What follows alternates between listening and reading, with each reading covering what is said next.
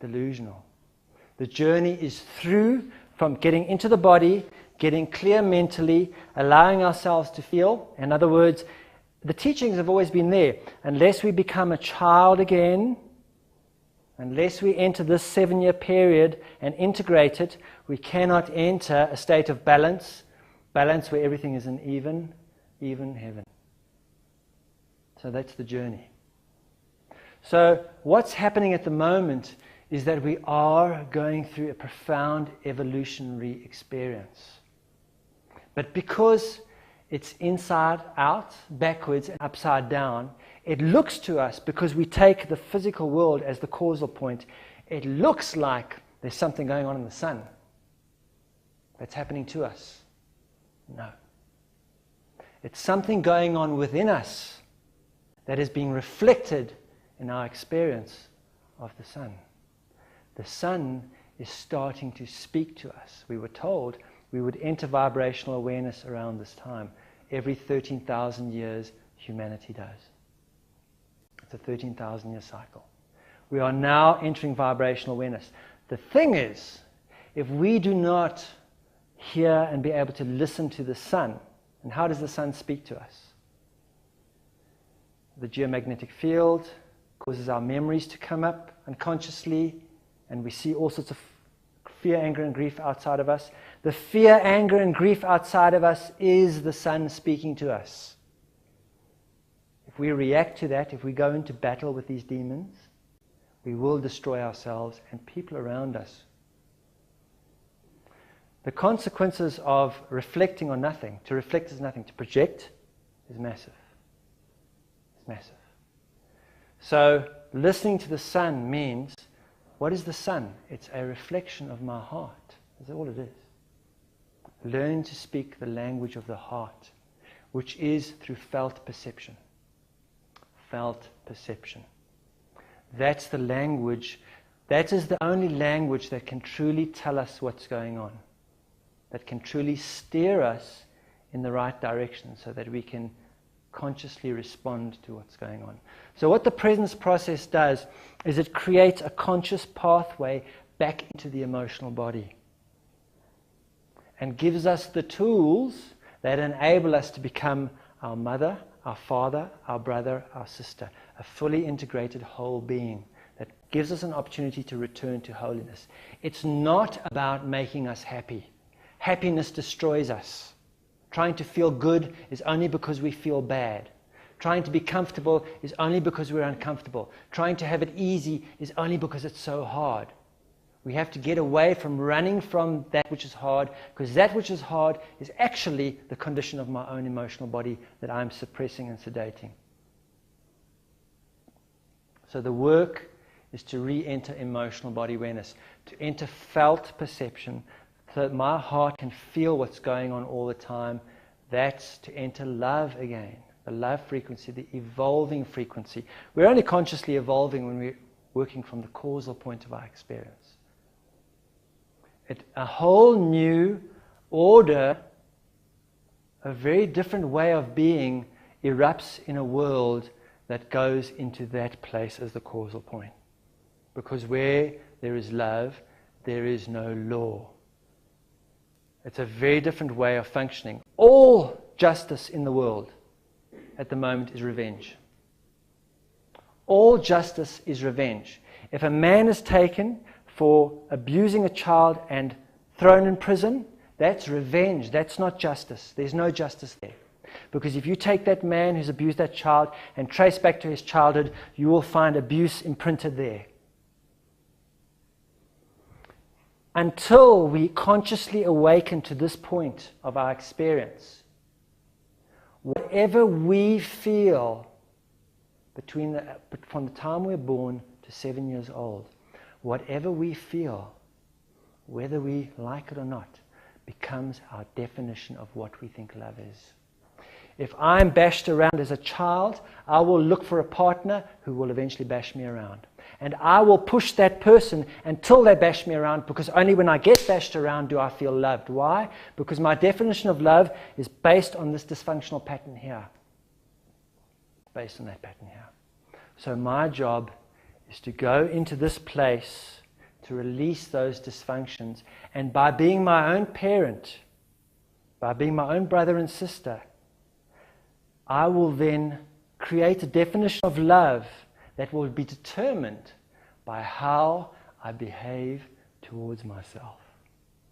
I have to learn to be unconditional with myself before I learn what unconditional is. I can't go, you better be unconditional with me. It's the only way I'm going to be unconditional with you. I have to learn to be the unconditional parent to myself. We're all created in the image of the Creator. In other words, we're created complete within ourselves. We have to get into that integrated state of being ourselves. Once we get to this place where we develop emotional body awareness, felt perception, a vocabulary of feeling, then grace comes when it comes. And grace is a direct communication from the vibrational. It's not going to come if we're stuck here, because even if it does, we won't be able to perceive it. In fact, it's really happening all the time. It's happening all the time. It's happening all the time. So that's the journey of the presence process. It opens up the pathway of awareness. It enables us to start moving our awareness back into our emotional body, to teaches us how to become responsible for the quality of our experience, how to do that consistently. There isn't a day or a moment where I'm not responsible for our emotional body. And most of all, how to do it compassionately. I'm going to have to learn, if I am placing conditions on myself, I'm going to have to face some hard things. Because I have to learn to be with myself, to accept myself, to take care of myself, to nurture myself, teach myself, heal myself, and guide myself, no matter what's going on, no matter what. In other words, it doesn't matter what the physical world is doing or showing to me. I can't base my behavior towards myself on the material world. No matter what, I have to take care of myself. That's my responsibility. Only once I enter that unconditional relationship with myself can I even begin to perceive that which is unconditional. If I think I can know what God is when I can't even be conditional with myself, it's arrogant, deluded, it's reactionary, it's divisive. Most of our approaches to God are actually barters and trying to do a deal. If I do this, you must do that. It doesn't work like that. The greatest tool we have is appreciation. The greatest tool we have is appreciation. If a parent gives a child a lump sum of money, say the teenage child, and that teenage child wastes that money and throws it away, the parent, if the child is not so reactive, will still look after the child but not give it any more money. Why? Because it can't appreciate. What is appreciation? Appreciation is a form of gratitude, but it's not only that. Appreciation means to make more of.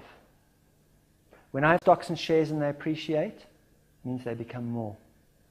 So if a parent gives a child money, a lump sum of money, and the child makes more of it, it's appreciating it.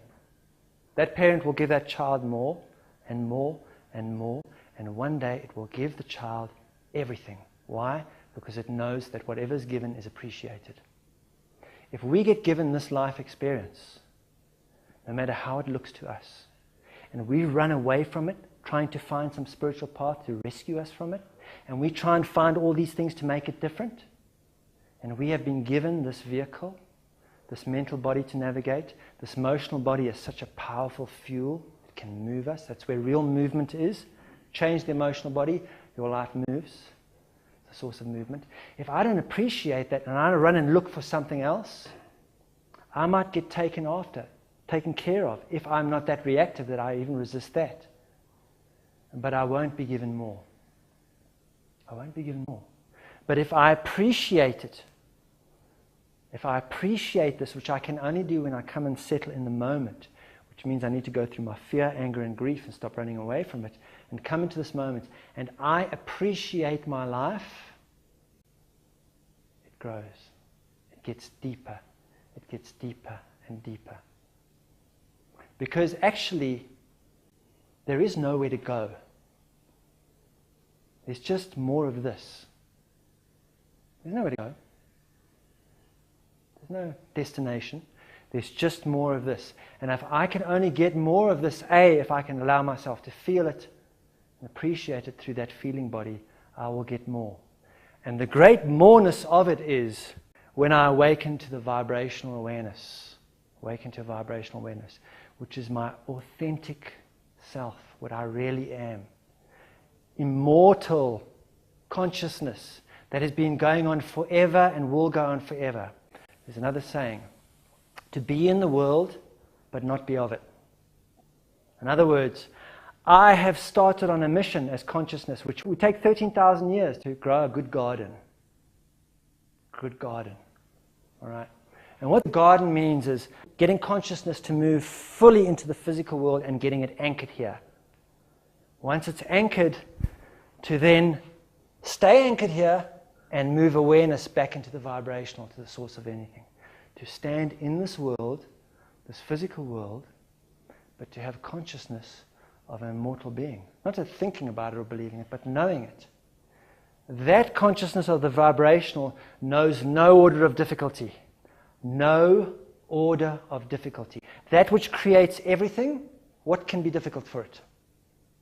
There's no order of difficulty. We are entering a period when we have the opportunity to stand in this physical world, but interact with it from a point of no order of difficulty. We cannot even conceive what that's like. But that's the gift. That's what the Son is trying to tell us. That's what those are the words the Son is speaking. We can't understand it because at the moment we can't even understand the language of vibration. We can't understand what's coming out of our own hearts. The first step is to get in the body, to get some mental clarity about what's going on, and to redevelop the vocabulary required to interact with the vibrational. That's my story, and I'm going to stick to it.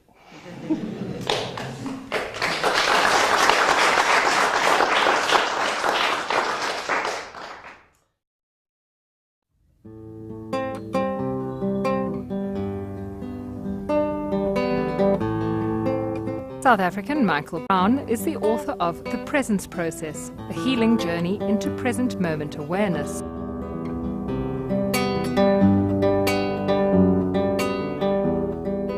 In the late 1980s, he was living what he called a blissfully unconscious life as a music journalist. If you call me, I will hear. While on a music tour in South Africa, something happened that was to change his life forever. And we were driving along onto the next venue, and the next thing I started feeling this weird feeling in my eye, which escalated into such unbelievable pain that I had to get out of the car and started throwing up on the side of the road. And at that time I thought it was just a one-off thing.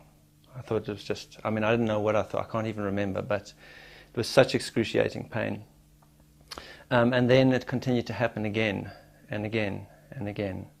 And so that was the start of it. And it was probably about 2 years before I actually got diagnosed as to what it was. And the diagnosis was that it was called Horton's syndrome or Horton's cathalgia, which is like a cross between neuralgia and cluster headaches and migraine. And they usually take about 45 minutes to go through. And what happens is all the nerve endings starting in the neck up into the side of the face and to the top of the head get swollen and bruised. And there's nothing you can take for it because from the time you know it's happening to the time it peaks is usually about 10 to 15 minutes, and there's nothing that can stop it. And normally a person who suffers from that condition would have it seasonally. So you would have it for 3 months a year, for the same 3 months every year, and maybe 2 or 3 times a month. And my condition was that I had it sometimes up to 8 times a day, and I had it 12 months a year. That's what it took to get my attention, really. Well, I first did the obvious thing that we all do if we have something like that happen to us, was I looked for help outside of myself. And I went to everything. It was my first real introduction into spiritual healing. I went to see a Sangoma.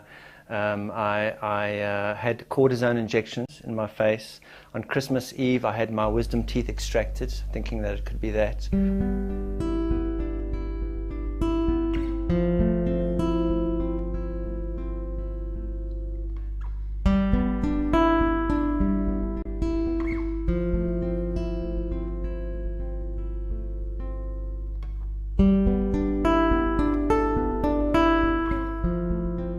And I mentioned to my late father-in-law that I had once taken LSD, and I had found I was pain-free from taking LSD for about 3 or 4 days.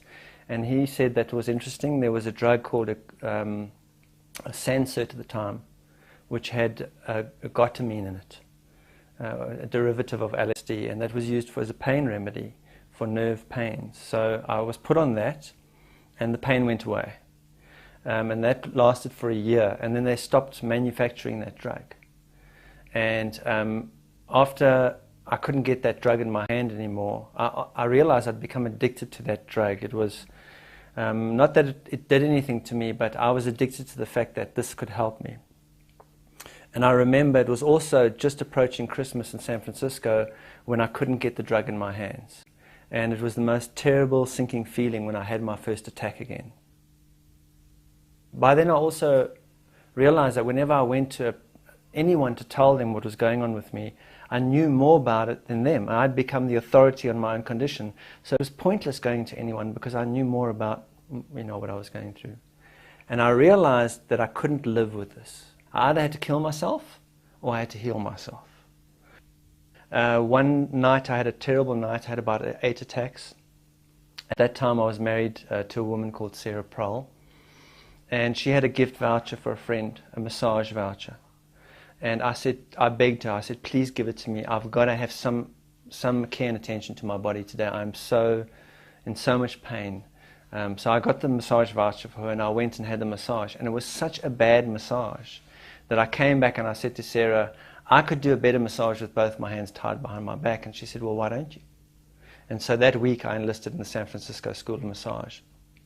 And I found the moment that I started putting my attention into massage, and then I started to study polarity, and then I started to study Reiki, then I started to understand my own energy. And I found that when my energy was really up, I was less susceptible to pain. When my energy was down, so it almost seemed that there was a state of consciousness in which that pain, I was very susceptible to that pain. And if I could raise my awareness, or my state of consciousness, I became less susceptible. And today I know that as being called present and being distracted or unconscious or, not in the moment. Well, the first thing was that as I got involved in healing, I forgot that it was me that I was trying to heal. And so when you get involved in healing and you start to discover these tools, and some of them work and some of them don't, it's quite empowering, and you think, well, I want to share this with other people. I want to heal other people. And I eventually, in Tucson, opened my own healing practice and started doing healing work on other people. But really the turning point for me, as far as bringing it into a procedure was concerned, was when I first took peyote.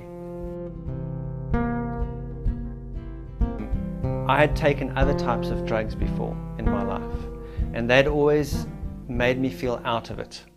It took me out of myself. Is the only way I can say. In fact, I used them to get out of it because I was so unhappy in my own life, so I would use them to get out of it. But what peyote did is it brought me in to this body. It made me, for the first time, I felt 100% physically present, completely mentally clear, completely emotionally balanced, and what I would say is vibrationally connected, or people may use the word spiritual. I felt spiritually connected to my source, or whatever one may say that. And in that moment of clarity, I realized that the pain had nothing to do with what was happening to me now. The pain was related to something that happened to me from the past. It was really, what was happening was that my body was creating a situation of pain to try and bring me back into my body, because so much of myself was trapped in memories and unintegrated places in the past. And in that moment, I saw that that was one of the most desperate conditions of humanity, is that most of us did not live in the moment We really lived in the past. We determined what we were going to do now based on the past or projecting our fears into the future. Most of our awareness wasn't here available. It was trapped in unintegrated memories. And I realized that the most powerful thing I could do was to bring as much of myself into this moment as possible. And that also, if I could do that in a way that I could leave a trail of how I accomplished it, that would be of use to other people who might want to do the same thing.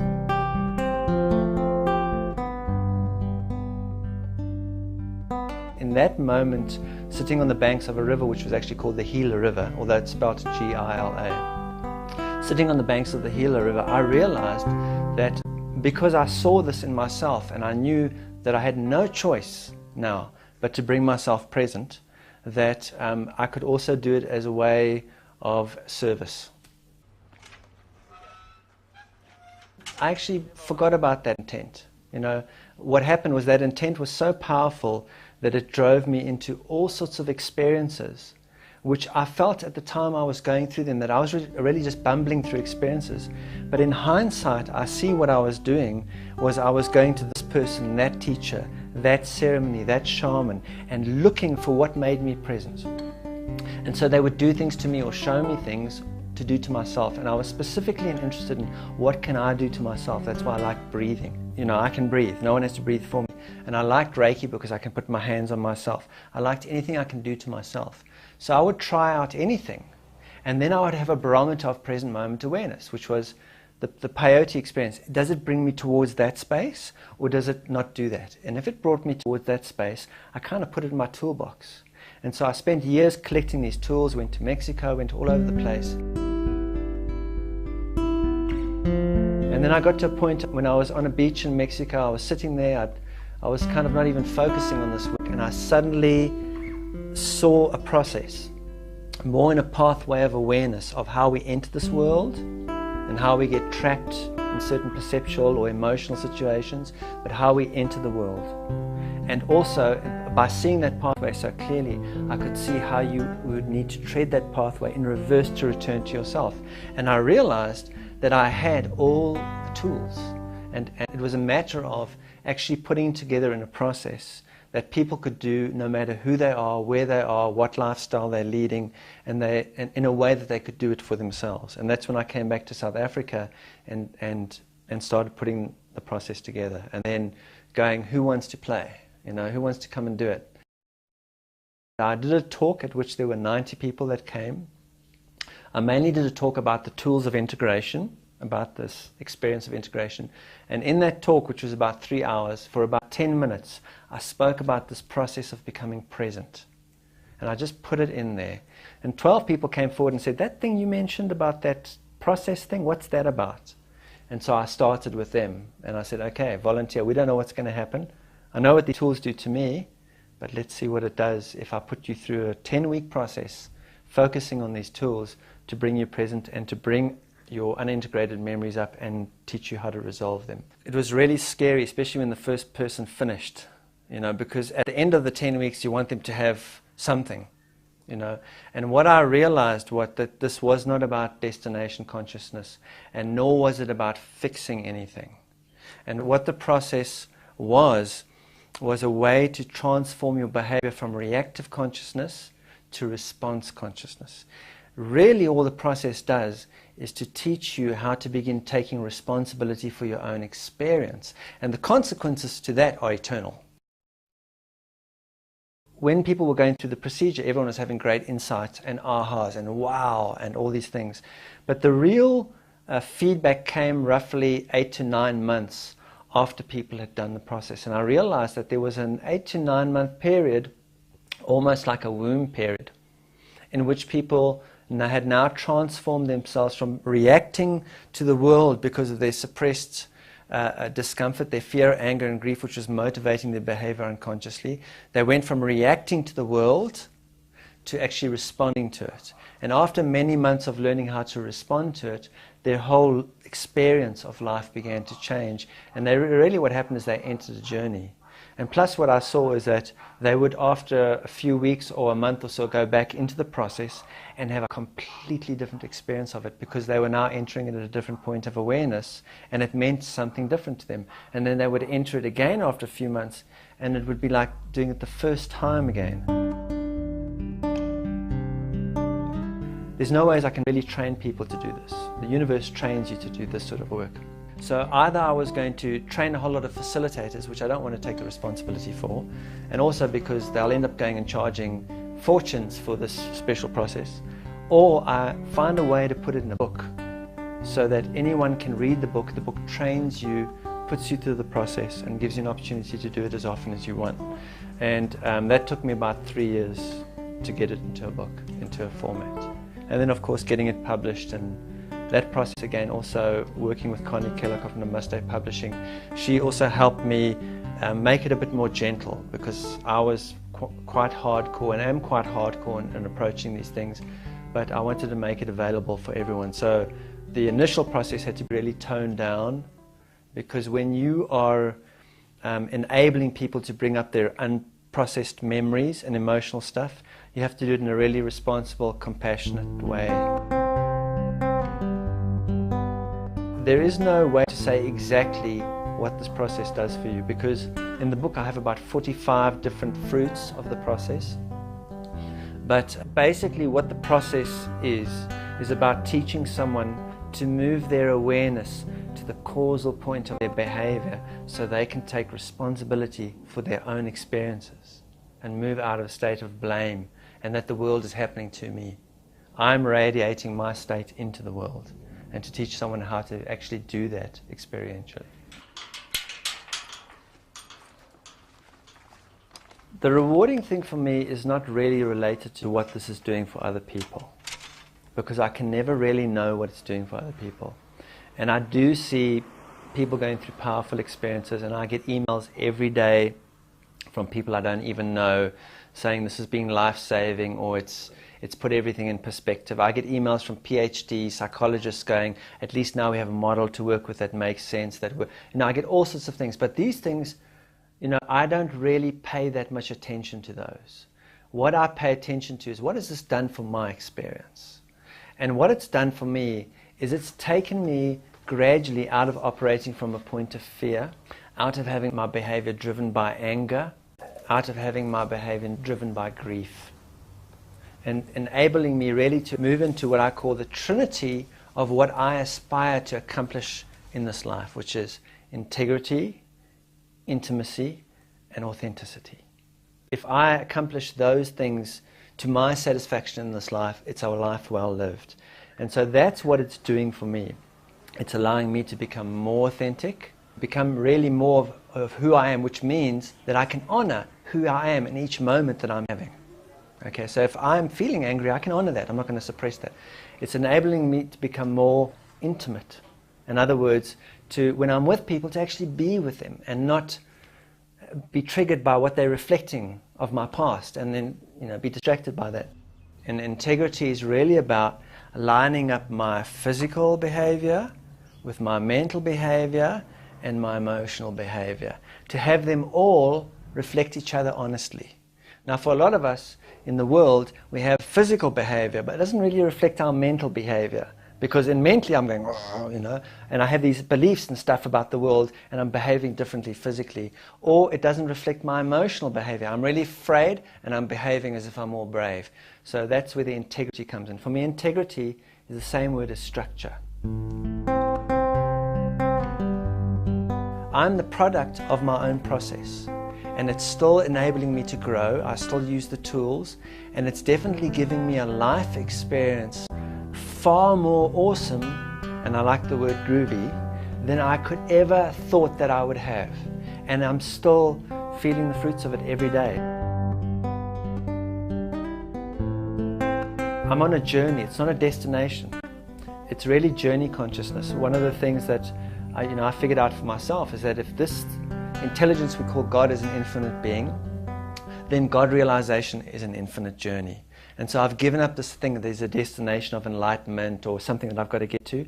Now I'm learning to enjoy the journey in this moment, honor myself in this moment, honor the moment as it shows itself to me and not force my practices onto it or my interpretations onto it. That to me is the most rewarding thing. And to find that these transformations in my experience are consistent and permanent. I can't fix anybody. I've figured that one out. And I can't save anybody, and I don't want to be saved or fixed by anybody. And this is not even a spiritual thing. This is really life skills. So what gives me the conviction to continue teaching this to people is I see what it does to myself. And also the more into this moment I get, and I still have my moments of being distracted and all, but the more into this moment I get, the more you can see how other people are suffering. And the only reason they are suffering is because they're not here. And the only reason they are suffering too is because they don't realize they are responsible for the consequences of their thoughts, words, and deeds. And those thoughts, words, and deeds are what are creating this moment's experience for them. That's the real suffering, not the physical pain or the mental or the emotional stuff. The real suffering is not empowering ourselves and knowing that we're responsible for our experience. If I don't have a clue I'm responsible for my experience, I'm continuously looking for a political organization or a spiritual organization or somebody outside myself to take care of me and fix things. And that's real suffering. And that places a person who's a beggar at a traffic light begging for food and a person who's in a BMW who's stressed out from their job in the same playing field. Consequences. We're all responsible for our own consequences. And the causal point of those consequences for me are what's going on in my emotional body.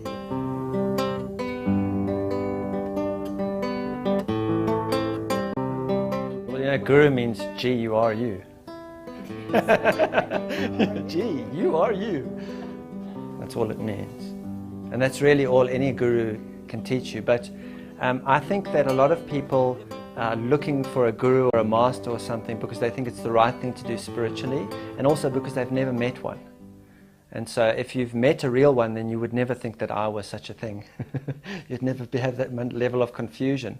But that's why I say this is an emotional cleansing process. It's not a spiritual thing. It's not a spiritual thing. It doesn't matter what religion you are, what skin color you are, any of that doesn't matter. You can still do this. And I have in my book quoted religious scriptures, but I've only done that to take the religious robes off them and say, look, this actually, when this person taught this, they weren't being religious or spiritual. They were just trying to share basic human life skills. So these are basic human life skills. And also, I have given myself a cutoff point for this work. So at a certain point, I walk away. I'm no longer available because I'm not going to become a caricature of Michael Brown, the presence process teacher. There is a point at which I walk away, and I have to walk away because I want this to be the most authentic self-facilitation tool on the planet. That's my intention for it. And so I have to let it go so that it can either sink or swim. And I can't be attached to that. There's other aspects to my life besides the presence process, and besides me as being an author of a book. I have a whole range of other experiences that I want to explore. And I'm not going to allow this to take me up just because it may be successful, especially if it's successful. I'm not going to create an identity through it. I'm actually not interested in that. And in fact, I recently wrote an article on my website called God Save Me from Becoming a Spiritual Person. And it's really designed to let people know I do not regard myself as a spiritual person. I'm not using this as a tool to elevate myself to being a spiritual person. I cannot fix you of anything that's going on with you. I don't want to fix you. I don't care whether you do this process or not.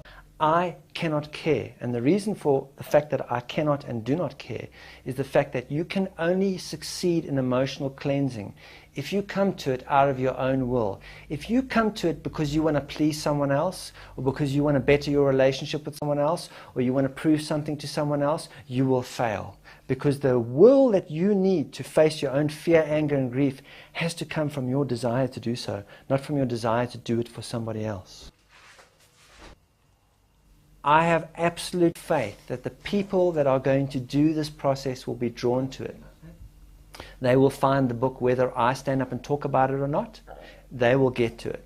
And the people that are not meant to do this work will never come close to it. What I'm doing when I go and teach is I'm invited to go and teach. I don't ask to go and teach. Wherever I go, it's because I'm invited. I'm standing in front of people who are choosing to do this work, and I will share my experience of it with them. And then I get out and leave. And that's why at some point I have to have a cutoff and say, I'm no longer available. Sink or swim. Because that's the only way that this will really become authentically self-facilitating. And if you believe in this world, you won't believe in me. If you believe in what you have been told, you won't believe what will set you free.